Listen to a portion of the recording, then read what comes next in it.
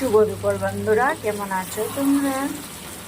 দেখো, অনেকদিন পর আজকে একটু মটন বানাতে যাচ্ছি। আজকে একটু মটন নিয়ে এসেছিলাম বাজার থেকে, আজকে বানাচ্ছি। এই সব কিছু একসাথে মিক্স করে ম্যারিনেট করে রেখে দিয়েছিলাম আধা ঘন্টার মতো রেস্টে।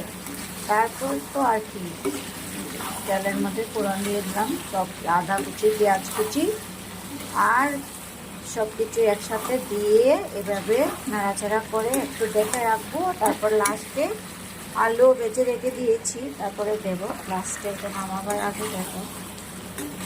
আর মটন অনেক দিন হয়, মটন তো খাওয়া হয় না, অনেক কমই খাওয়া হয়, তাই আজকে ভাবলাম একটু মটন নিয়ে আসি, তাই আজকে একটু মটন বানাবো।